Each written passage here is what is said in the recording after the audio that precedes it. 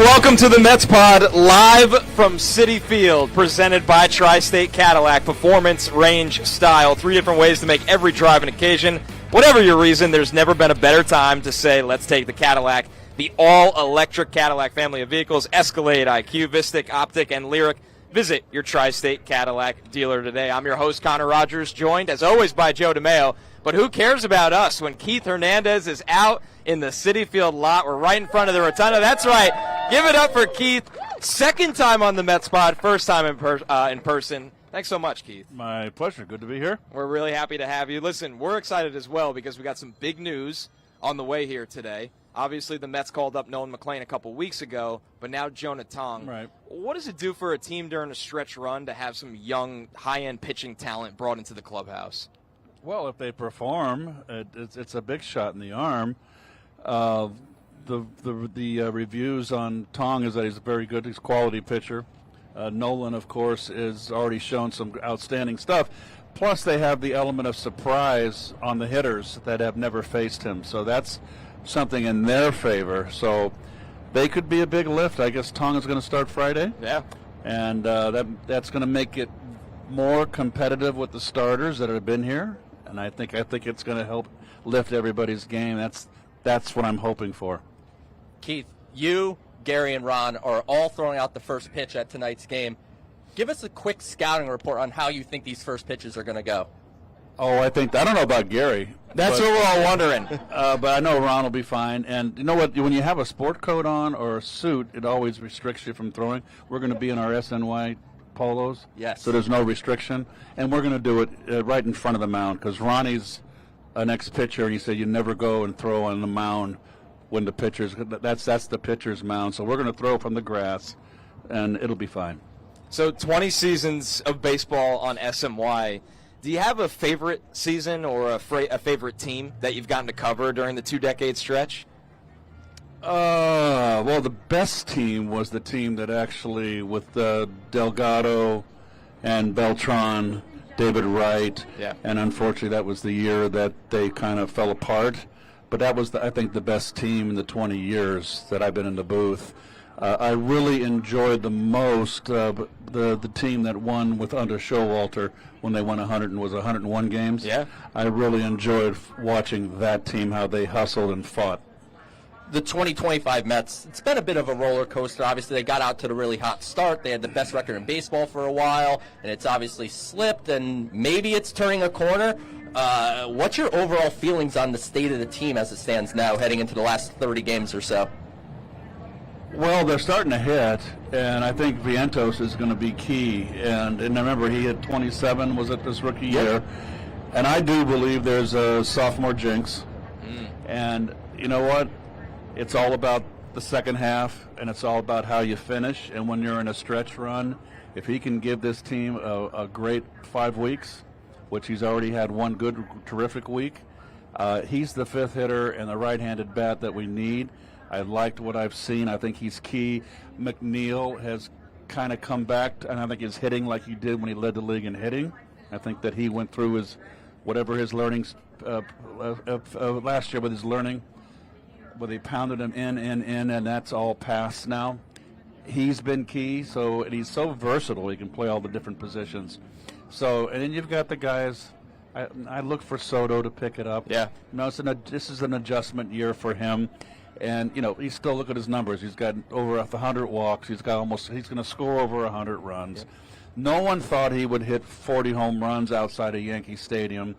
He has a chance to hit 40 home runs. I would like to see him walk less this month and swing more and drive in the runs because he's in a position where we need him to be big with that bat. And if he has a big month, boy, I think this team could go. And I think the stolen bases have surprised us the most with Soto. Not something that we're typically seeing in his game, but like you've said, nobody's really picked up on these running starts they keep getting. Well, they're starting to now, and it took them just about all year to figure it out. The first team that came in that was prepared to counter the running game was the Mariners when they came into town. Then we went on the road, the other teams didn't, and this team here, Philly last night, they have. So once they get off too far, you can pick them off. Yeah. So it's verbal communication with your first baseman, as I said on the air. But it's been a big plus for the ball club. They've stolen 100, but they stole one base last night, so we got 109, 110 stolen bases. It only been caught like 12 times. That's an percentage is crazy. It's just incredible, and it's a weapon. It's just been 2 starts, but what has impressed you the most about Nolan McLean in his first 2 goes at the big league level? Well, number one is stuff. He can really, you can tell a good breaking ball by the spin, and it's called spin rate today. We didn't say that in our day. We just said, boy, he got a lot of spin on that ball. And that would be Carlton, Don Sutton, Doyle Alexander, names a lot of young people wouldn't recognize, but had great curveballs. You got to have great spin, and I can see that. And he's got a good horizontal breaking ball for the right-hander, and he's got a good down breaking ball to the left-hand hitter, which he needs. And he's got good movement on his fastball. He's been locating. I think he's the real deal. He's had a lot of poise, and we'll see. It's 2 starts, but I love his stuff.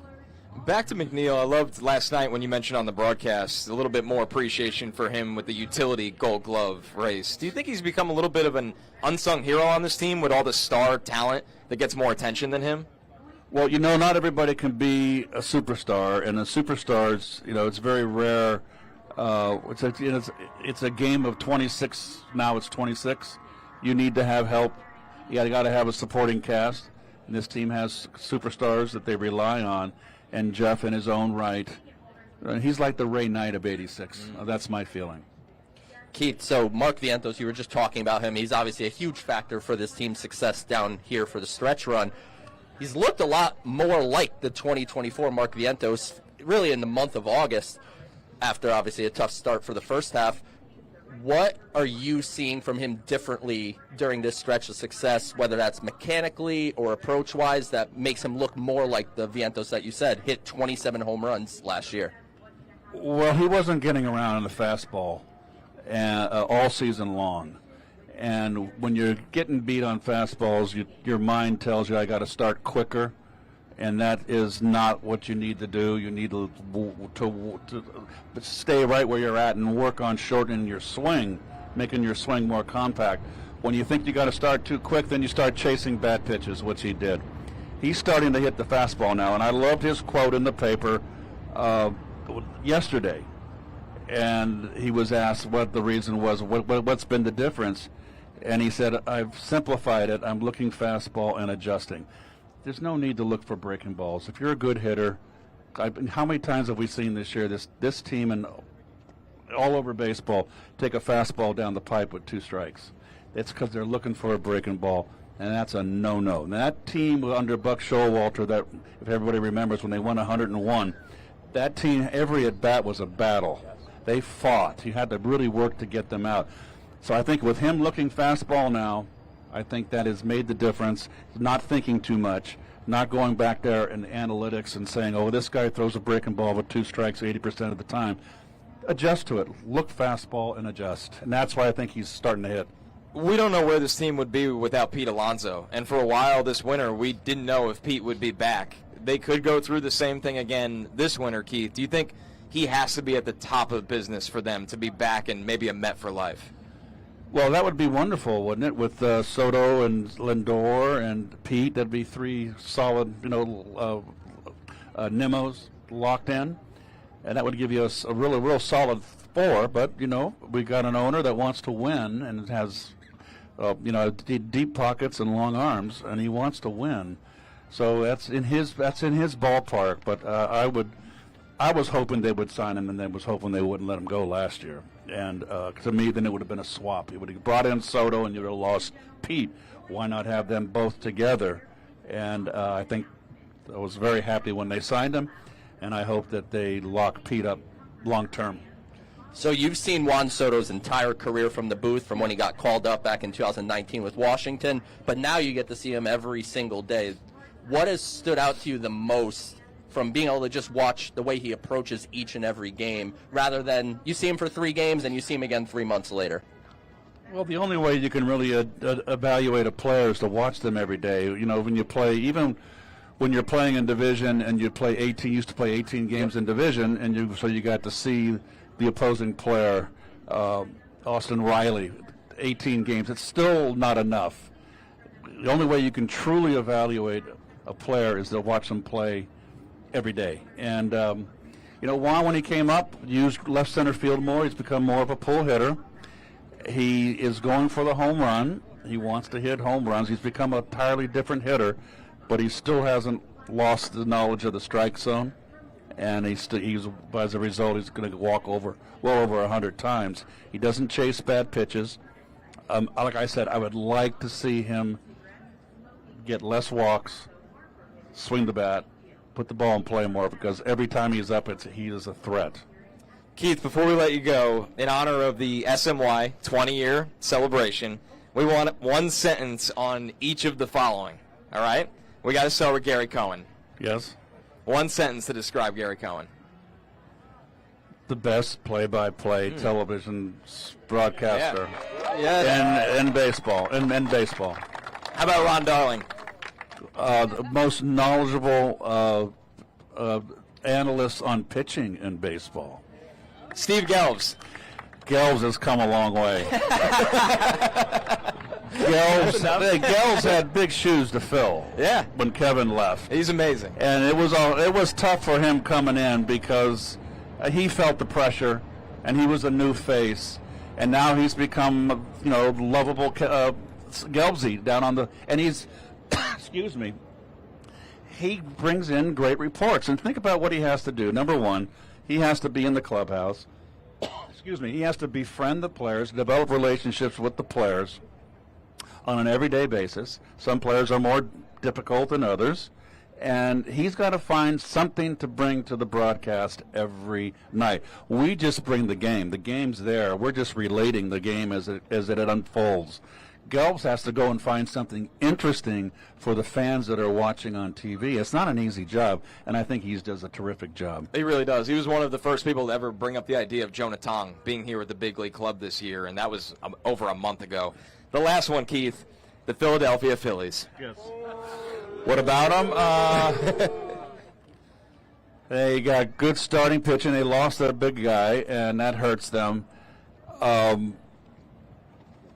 They're overrated. There we go. There we go. That'll do. This is a big game tonight because the Mets swept them here. They swept them here in April. Last night you couldn't have wrote a better script for a game, an important game coming in. Senga doesn't have it, gets knocked out. You're down 3 runs, and you come back and beat them by 10.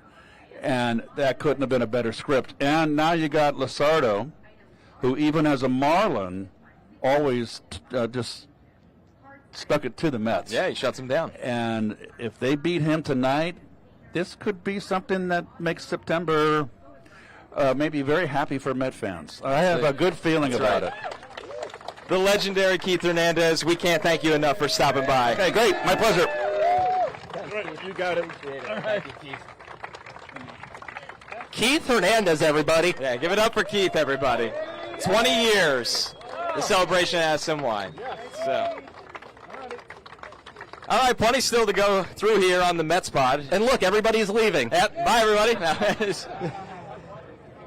Man, Joe, doesn't talk about a way to go out, though, for Keith saying. I think they're a little overrated. Yeah, I mean, look, big crowd out for the show, and Keith knows how to work an audience. There's no way around it. He really does. Once again, we are live from Citi Field here, and we got more than just a great guest than Keith Hernandez. We got 5 Mets Pod hats to give away.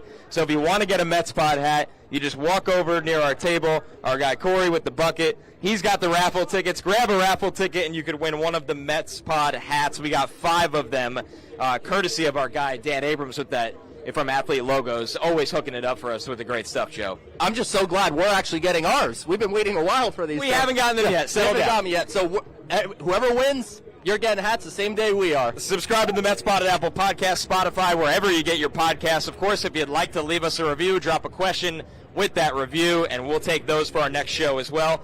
And also, shout out to our sponsor, Cadillac, with the car display over there. Yes, the Vistic over there. You can go check that out.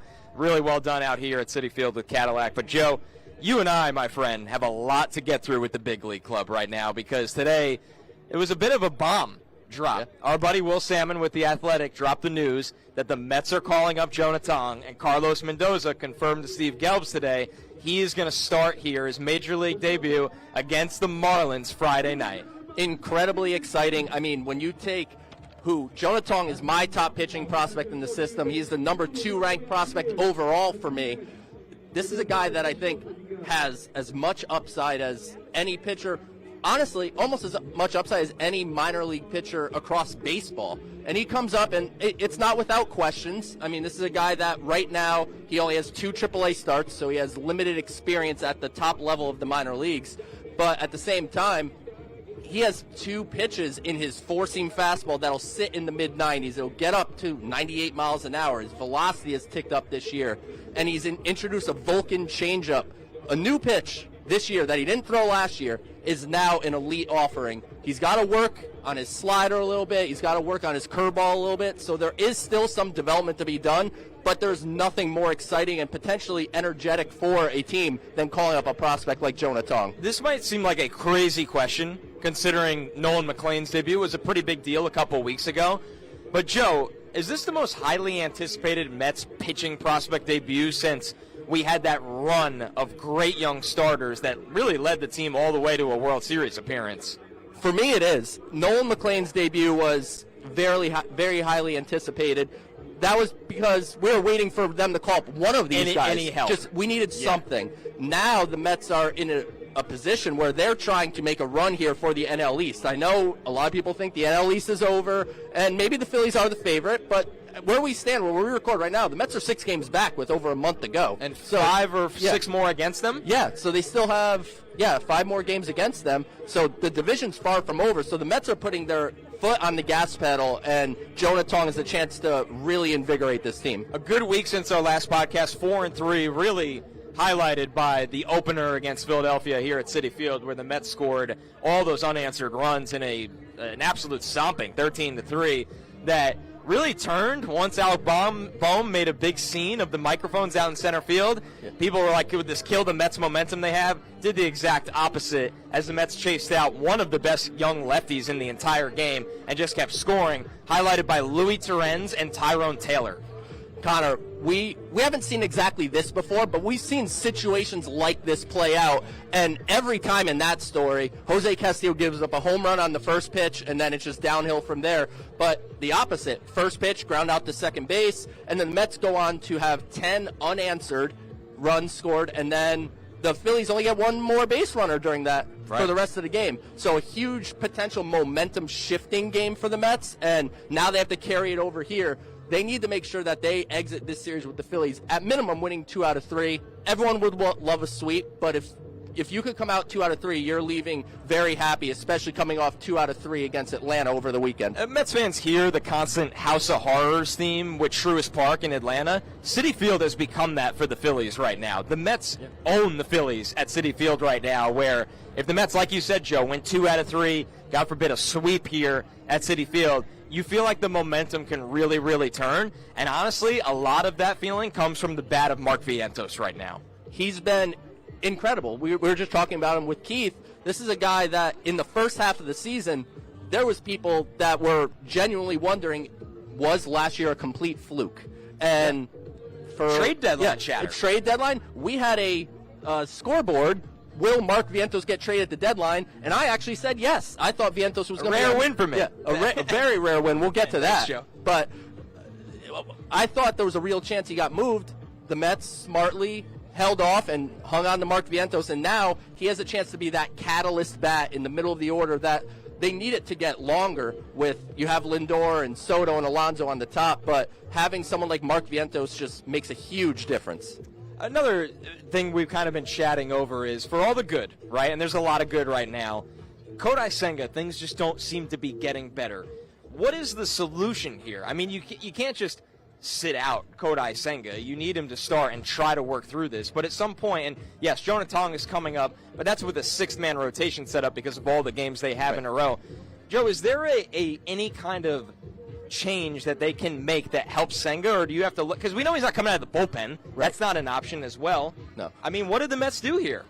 First off, Kodai Senga should not be pitching on normal rest anymore. I think clearly it can't work. It doesn't work. And what he needs to do, in the scheme of things, his stuff is generally okay. The fastball velocity is still there. The fork is still there. The problem with the forkball lately with Senga is he is starting it too low. It's most effective when he starts it like the middle. People are spitting on it more than we've ever seen. Because it's starting at the bottom of the zone, so it's much easier to spit on it at that point. They need to find a way to get him more consistent because, as you said, there's nothing you could do. You can't send him to the minor leagues. You can't put him on ice. If there is a pitcher that is least likely to transition to the bullpen, maybe in all of baseball, it's probably Kodai Senga. So they need to get him on what is for him normal rest and what is for other people an extra day of rest. And they just need to continue to work at his mechanics because, as you remember, in 2024, Connor, with Senga, the whole thing was he didn't feel right with his mechanics. And he's been pretty open after games that he's still not quite there. So he's a very particular guy, and they just need to, I guess, continue working at those mechanics. And then he could have one start. Like, I know the confidence is low, but his next time out, if Kodai Senga went and gave you 6 innings, 1 run, 7 strikeouts, you wouldn't fall out of your chair in shock. It's kind of been the theme of us watching the Mets now for the last 6 weeks, where we're looking at each guy and going, can you find it? Yeah. Mark Vientos has found it. Yeah. Tyrone Taylor has found something. And I know he didn't play a lot, so it's not fair to say that about him for a while, but since he's been playing again, he has found it. Even before he wasn't playing, Cedric Mullins was starting to turn the corner a little bit. Terrenz, obviously, with the big game against the Phillies.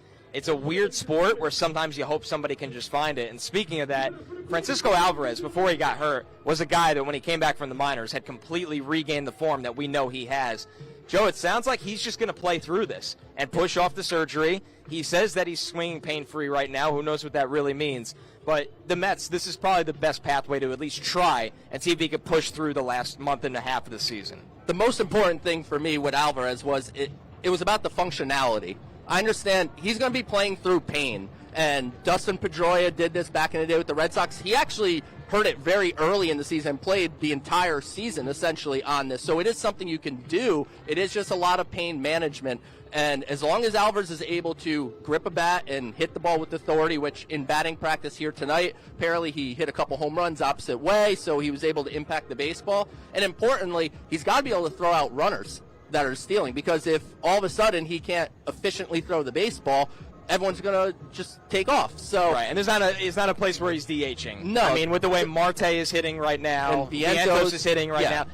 It's great to not say the Mets need a DH for the first time in a long time. That's not an issue. Not an issue at all, but they need Alvarez to come back, and he doesn't have to be the Francisco Alvarez that was hitting like the best catcher in baseball, other than Cal Raleigh, for a solid 2 to 3 weeks. They need Alvarez to come back and be just a factor in the lineup, and then defensively not let the thumb kill you. But it seems like he's going to be able to play through it, and that's a really good news for the Mets. 2 reminders right here. If you want a chance to win a Mets Pod hat, go right to that guy with the raffle tickets. Grab a raffle ticket. We will be giving away 5 of them at the end of the show. If you want to ask a question, go to that guy right there, and we will get you on the microphone to ask a question for the Mets Pod. Thanks, everybody, for hanging out with us today live at Citi Field. And once again, thanks to Keith Hernandez for getting the crowd fired up. This guy's ready to go. Yeah. Jump in the chair. We got a 3rd co-host already. Yes. Let's go. All right, how are you guys? Well, hey, man, what's your name? Tamid. Nice to meet you, man. Kalam, what do you got?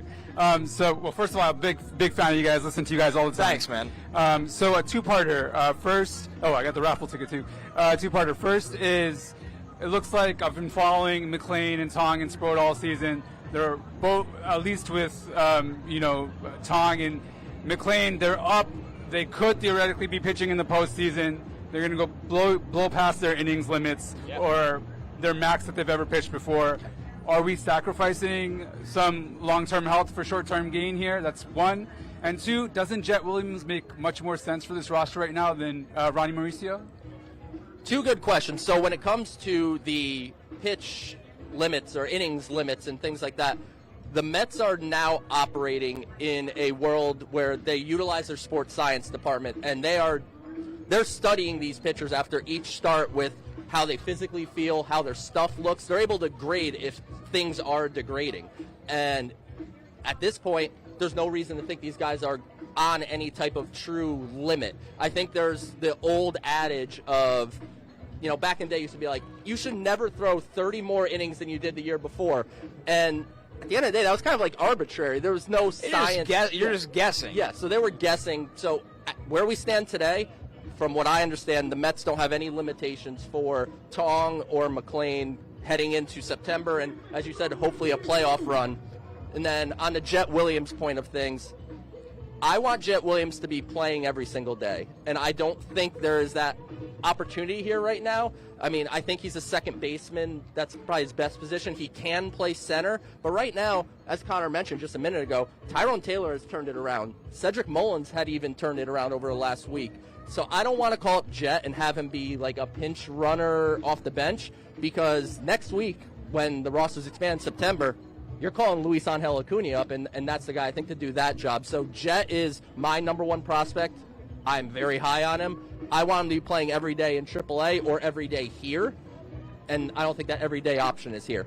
I'm with you, though. I want Jett's athleticism on this roster as soon as he's ready. Yeah. Like, I'm excited for Jett Williams. This Mets team, it's got a lot of talent, but it feels like they need that kind of premium athlete as well to give them some speed on the bases. So, yeah, it probably won't be this year, but I think he has a real shot out of spring next year to make the team, depending on what they do. It depends on how they build the roster, but I have a MLB ETA of 2026 on Jett, so I don't know if that's March 26th against Paul Skeens in Pittsburgh, or if it's July or June. It'll all be based on how the roster is set up and how he's performing. All right, thank you guys so much. Thank you. Man. Thanks for stopping by.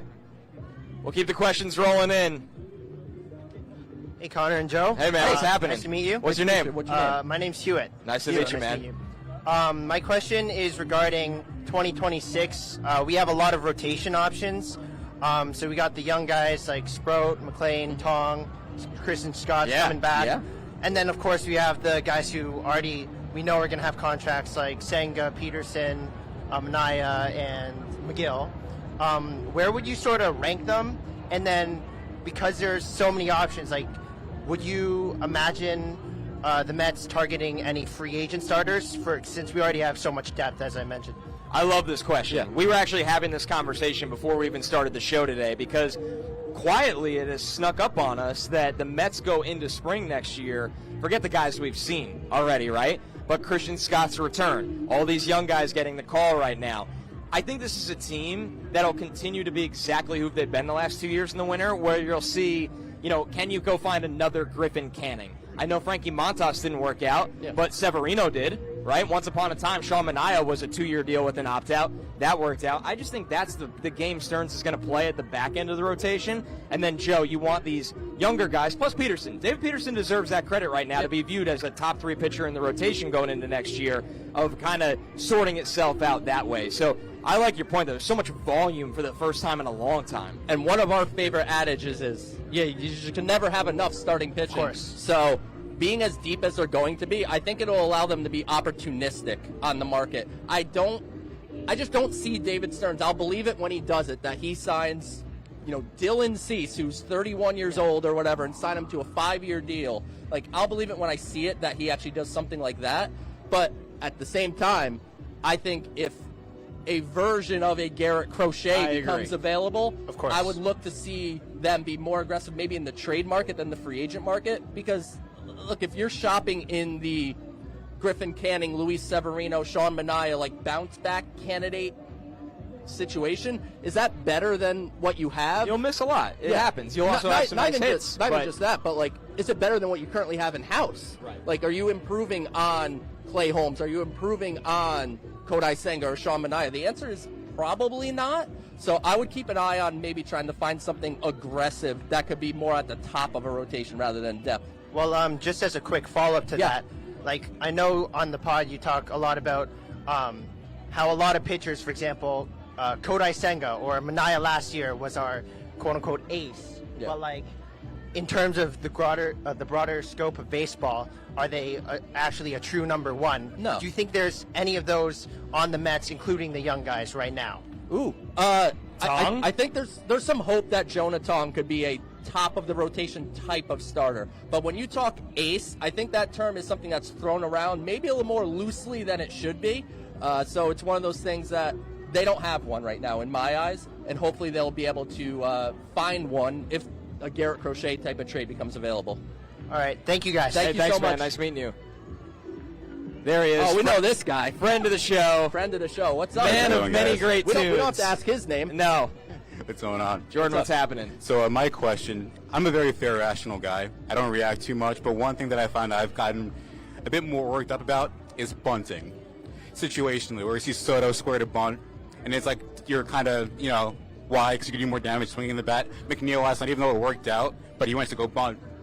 And you could get a runner in on second base already. So I'm curious what your perspective is on the bunt strategy. When's the right time to use it? Is it kind of like Soto, don't bunt, or kind of like what your views are on that? You're poking the bear with Joe. Joe never texts us angry during the game unless somebody tries to bunt. Understood. Bunting should be essentially outlawed. The only situations that I think bunting makes any sense is like extra innings, and you have the runner on second. You don't love the hitter that's up.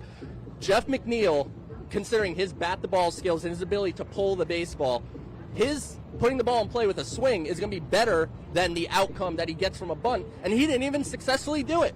And these guys also don't really practice bunting. So, in my eyes, stop bunting. The situation is very few and far between. I think it's more of an extra innings thing. A 6-inning bunt with a guy on second, and Luis Torrens came through, as you mentioned, so it all worked out, but they were bunting to create an out for Luis Torrens, and I wasn't a huge fan of that. I think also we're spoiled right now as Met fans. It feels like second base is free. Yeah. So you're going to give up an out for a base that you get 90% of the time anyway? Yeah. That's the problem, and it's a great problem to have. But, yeah, never bunt for this team. Never bunt. We're anti-bunting. We're anti-bunting on this podcast. I knew I liked you guys. Thank you, Jordan. Jordan, good seeing you, Jordan. All right, plenty more to go through, Joe. Something we haven't talked about in all this fallout of Jonah Tong, because we got to do a little down on the farm, right? Is the one man left down on the farm, Brandon Sproat, who before the year, it was Brandon Sproat would be the first guy up here. Okay, Nolan McLean passed him. That's not crazy. Yeah. Jonah Tong passes him. That's a little crazy. What's next for Brandon Sproat? I will say I am surprised, not surprised that Jonah Tong, in the scheme of things, that he passed him, but I was under the impression that Brandon Sproat's time to get called up was coming here pretty soon, and I don't know what the situation as far as when he's going to come up now, but Sproat's been fantastic. I know his last outing, they had him come in after an opener, and I think that was blown out of perspective. People are saying, the Mets are trying Brandon Sproat as a reliever. It was not a move to the bullpen. It's something the Mets routinely do at the AAA level. Nolan McLean did it like 3 times this year where he pitched behind an opener, and it just didn't work out for Sproat this time. And I would like to think that they're not making the decision because his last outing didn't go so well, but ever since the last 10 starts, Brandon Sproat has looked like the guy that before this season was the number 1 prospect consensus in the Mets system, a top 50 type pitching prospect in the sport. So even though he may have physically been beat to Citi Field by Nolan McLean and now by Jonah Tong, I don't think that should be looked at as Brandon Sproat is any lesser. It's more that the Mets have some really, really good pitchers on the horizon. You don't make decisions from one game when you had, so many before that the guy's been lights out. It's just a matter of also, Joe, something you talk about a lot. This lined up really well for Tong. I mean, he last pitched Saturday. Yep. It's a home start against the Marlins, who are a little bit of a pain in the butt at times, but it's the Marlins once again, right? You aren't going to throw Jonah Tong out against the Phillies in this feels like a must-win kind of game. So it just felt like everything aligned right for him. So for Sproat, it hasn't always gone that way. It was a soft landing for Jonah, I think is the best way to put it. And, Miami's playing pretty good baseball, so, let's not take anything away from them. They shouldn't be on the Mets level, but it's a soft landing for Jonah, and I'm really excited. The fact that this is a guy, I remember, the Mets drafting him as just a raw stuff guy coming out of high school, and we talked to Tommy Tanis on the show about Jonah and just, his pitch metrics and these things, and he's went from just a literal raw piece of clay as a pitcher to genuinely one of the top pitching prospects in all of baseball. Yeah, it speaks to him. It speaks to the development right now in the Mets' entire system. Before we leave the farm, a quick note from the boys in Brooklyn with just 1 homestand left in the regular season. Always goes by so fast. The Cyclones are excited to end the 2025 campaign with a bang. It will be Fan Appreciation Week from Tuesday, August 26th through Sunday, August 31st, with special offers, discounts, free tickets, and more. For tickets and details, visit brooklyncyclones.com/tickets. And speaking of free stuff, If you want a chance to win a Mets Pod hat, go right to that guy and grab a red raffle ticket for one of the 5 Mets Pod hats we'll be giving away. You're listening to the Mets Pod presented by Tri-State Cadillac. You can subscribe anywhere you get your podcast. Joe, it's that time of the week. We got to quickly review our scoreboard predictions from last week and make some new ones before the Mets take on the Phillies, Game 2 of this home series for the Mets. Over-under push was at 2 for Pete Alonso home runs. Joe, you went under. I pushed. He went under. Joe, you got the point. Over-under was 6.5 Juan Soto walks. We both went under. Juan Soto walked 10 times. 10 times. I went away from my strategy. My strategy has been Juan Soto over on walks every week. I went away from it, and look what it did. We heard Keith saying he'd actually like to see him even swing even more. We'll see how that goes this week. Over-under push was at 1 for Mark Vientos home runs. Joe, you pushed. You thought he hit a home run. I went under. Mark Vientos hit 4 home runs. 4 home runs. And people on Twitter let us know. Yeah, that's fine. That's part of the game. Yeah. You only can do that, though, if you play along with us. That's true. All right, over-under was at 9.5 for Francisco Lindor hits. Joe, you went under. I went over. Lindor had 10 hits this week, so a point for me. Over-under was 91.5. Nolan McLean pitches in his next start. Joe, you went over. I went under. You got the point on that one. Yes or no, will Sean Manaea complete 6 innings in his next start? Unfortunately, Joe and I both went with no. Hasn't been great for Manaea right now. Hopefully he can get it back tonight. They need him. So when we talk about the rotation, we're excited that Nolan McLean is here. We're excited that Jonah Tong is coming. The Mets are going to go largely as far as Sean Manaea and Kodai Senga are going to take him in the rotation. And you bring up Senga. He was also on this. We were a little bullish. We thought he'd complete 6 innings in that next start because he just hadn't done it in so long. He wasn't able to do that. But over-under push was at 4 for Mets wins. Joe, you went over. I pushed at 4. I got a point. We tied the week 3-3. Which means you still lead the season series 60-50. Let's make some new ones for 7 games. 2 against the Phillies, 4 against the Marlins, 1 against the Tigers. Over-under pushes at 5, Joe, for hits by Mets catchers. This is a tough one. You have 7 games. We have 7 games. We don't know if Francisco Alvarez is coming back during this 7-game stretch. I don't imagine he needs much time at AAA. It's not like rehab, like he's out of practice. It's just making sure he's functional. But I'm going to go under and just try to play the side that maybe Alvarez only gets into a couple games. And as great as seeing Luis Torrens go nuts the first game of the Phillies series and Hayden Sanger having a good day over the weekend, I'm not going to bank on those 2 guys getting hits. I'm going to go with the push here, actually. Now, once again, if it's a lot of Hayden Sanger and obviously even Torrens after a good night, it's going to be tough to get to this number. But I think Alvarez rushes back. It feels like there's a reason they have him out taking BP, and he's saying he feels good. So hopefully Alvarez can carry at least 3 of these 5 hits that I need. Over-under pushes at 2, Joe, for Mark Vientos home runs. I'm going to push on this one as well. I don't think Vientos is slowing down. I think he's locked in right now. He's against a lefty again tonight. We know he mashes left-handed pitching. It's just hard to bet against Mark Vientos right now, who is not missing pitches. I'm gonna push as well, Connor, but the way Mark Vientos is hitting, I'm very tempted to go over, actually, just because he looks absolutely locked in. But I will push. I think right now he's just going to – I want him to keep going the way he is. An old friend is back, over under 7.5 for Juan Soto walks. What do you like? I'm not making a mistake again. I'm going over on Juan Soto walks. I know Keith wants him to swing more. I got news for him. Juan Soto ain't swinging more, so I'm going to go over on the walks. I have to agree with you. Yeah. He's just locked in right now. He's not really chasing a ton, and honestly, pitchers are – very afraid of him. It's very obvious. He's just not getting a lot to hit all the time at bat after at bat. Over-under push is at 6 for Nolan McLean innings in his next start. Push for me, Joe. Quality start for Nolan McLean again. I think he gets the 6 innings. Why bet against him right now? I can't. After his first 2 starts, I can't bet against Nolan McLean at all. So I'm going to join you. I don't think he's going to be pitching 7 innings again, but you have to be somewhat careful here. You just want to manage him through the game and make sure that it's within the confines of how the game plan as far as pitch count is for him. So I'm going to join you, though. Push, I see no reason why he can't get through 6. Yes or no, will Sean Manaea complete 6 innings tonight? No. Yeah. I mean, until he does it. I'm hopeful. I would walk out of Citi Field happy tonight if Sean Manaea gave him 5 innings of 2-run ball. I would walk out and say, that's a step in the right direction for Manaea. And you have to wonder if they're going to be a little careful and go, hey, it's a good 5 innings. Keep his confidence up. Get him out now. I'm with you. I can't take the over on this one right now, or all the way to 6 innings. I'll go under. Over under 1.5. Javi Baez hits against the Mets on Labor Day. Ugh. Joe, I'm going to take the under. Javi had a all-star caliber first half. Yeah. It has not been the same result since the all-star break. No, it hasn't. And Javi has come back to earth. And sure, maybe he's going to face the Mets. But I don't know. He was a Met for like 3 months. So is it really like a Mets revenge game necessarily for Javi? I don't think so. So I'm going to go under 2 just because I don't know. I just don't think he's had it since the second half started. You're usually the optimist. The over-under pushes at 4 for Mets wins.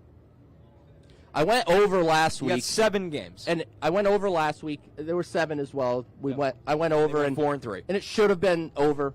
I'm going over again. All right. The way the Mets are starting to play, the offense is really rounding into form. I mean, they're hitting in the month of August. They're hitting over 350 with runners in scoring position, and that's a stat that just was not in their favor. Let's just say throughout the entirety of the season. So I'm going to take the over, Connor. They're going to go 5 and 2. If it's not broken, don't fix it. I'll run back the push of 4. Another 4 and 3 week for the Mets, although you'd like to see them clean up against the Marlins. And like you said, the Marlins have been much better really since July and on.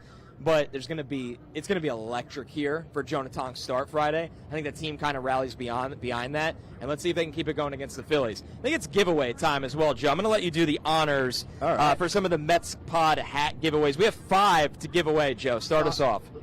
All right. Our first ticket number is, oh my God, I can barely read it, 317-9519. 9519. Keep it going. I'll keep it going. I'll take that. Yeah, grab that one. All right, try number 2. 317-9527. There we go. All right, we have a winner. You win a Mets Pod hat. Just go right over there and grab that. Keep it going, Joe. All right, let's see. They're all 317. Yeah, they're probably all 317. So we'll say 9512. 9512? All right. We'll try again. We have 4 Might more. miss first pitch. We might miss. 9532. All right, we got one. All right, so that's 2 down. 2 down. And 3 more to go.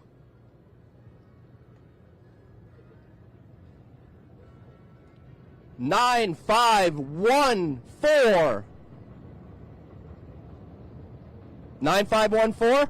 You know, everyone left after they saw Keith Hernandez, and they're like, yeah, whatever. No I'll watch hat, the stream and claim my hat. no hat for them. 9522. Connor, this is not going according to plan. I'm telling you, how many Sean Manaea pitches do we miss right now? 9503. There we go. All right, we got Here. one. And we got an excited winner. Yes, All right, 2 left, Joe. 2 left. right there. 9507. All right, well, 9525. All right. She was making a face every time it wasn't her number, so I'm very happy. A well-earned winner. Well earned. Last Mets Pod hat. 9515. I heard a yup. There we go. In the Savannah Is that a Banana Savannah- shirt. Yeah, that's I a love great it. shirt. I love it. Thank you, everybody, for grabbing a ticket and getting a chance to win a Mets Pod hat, and congratulations to those. All right, Joe. Let's do one mailbag question here Yeah. before we get out of here to close things out.